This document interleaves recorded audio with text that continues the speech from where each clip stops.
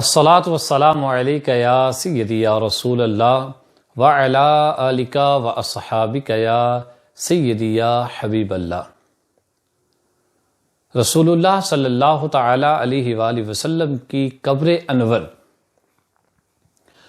حجرہ سیدہ عائشہ صدیقہ رضی اللہ تعالی عنہا میں ہی کیوں بنی؟ ترمذی شریف کی حدیث پاک ہے، جلد نمبر 1 صفحہ 453 اور حدیث نمبر 1018۔ حضرت سیدہ عائشہ رضی اللہ تعالی عنہا فرماتی ہیں کہ جب رسول اللہ صلی اللہ تعالی علیہ وآلہ وسلم کا وصال شریف ہوا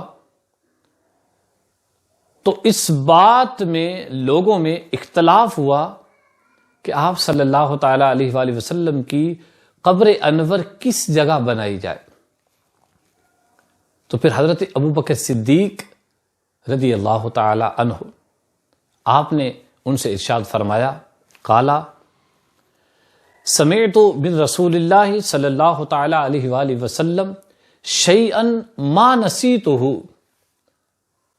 آپ فرماتے ہیں کہ میں نے پیارے آقا صلی اللہ تعالی علیہ وآلہ وسلم سے ایک ایسی بات سنی ہے جو کہ مجھے یاد ہے، میں اسے بھولا نہیں ہوں۔ وہ کیا بات ہے؟ پیارے آقا صلی اللہ تعالی علیہ وآلہ وسلم نے ارشاد فرمایا، ما قبض اللہ نبیا الا فی الموضع الذی یحب ان یدفن فیہ، کہ پیارے آقا صلی اللہ تعالی علیہ وآلہ وسلم نے ارشاد فرمایا کہ اللہ رب العزت انبیاء کرام علیہم السلام کی مبارک ارواح کو وہیں قبض فرماتا ہے جہاں وہ انبیاء علیہم السلام دفن ہونا پسند کرتے ہیں۔ بدائع الصنائع، اس کتاب میں حضرت ابو بکر بن مسعود کاسانی حنفی رحمۃ اللہ تعالی علیہ آپ فرماتے ہیں کہ کانت السنت فی دفن الانبیاء علیہم السلام فی الموضع الذی قبضوا فیہ۔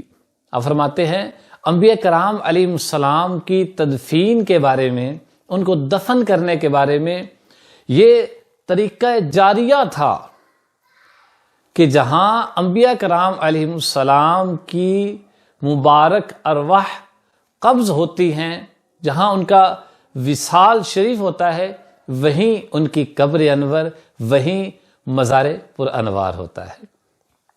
تو رسول اللہ صلی اللہ تعالی علیہ وآلہ وسلم آپ کا جو وصال شریف وہ حضرت سیدہ عائشہ صدیقہ طیبہ طاہرہ رضی اللہ تعالی عنہا کے حجرہ شریف میں ہوا۔ اسی وجہ سے آپ صلی اللہ تعالی علیہ وآلہ وسلم کی قبر انور، آپ کا مزار پر انوار حجرہ سیدہ عائشہ صدیقہ رضی اللہ تعالی عنہا میں بنا، جو وہیں پہ گنبد خضرا کروڑوں عاشقان مصطفیٰ صلی اللہ تعالی علیہ وآلہ وسلم کی دلوں کی دھڑکن کا مرکز ہے، جن کو ہر آنکھ دیکھنے کو ترستی ہے۔ اللہ رب العزت ہم سب کو بار بار مدینہ طیبہ کی بعد حاضری نصیب فرمائے، ہم سب کا خاتمہ بالخیر فرمائے اور جنت البقیع میں مدفن نصیب فرمائے۔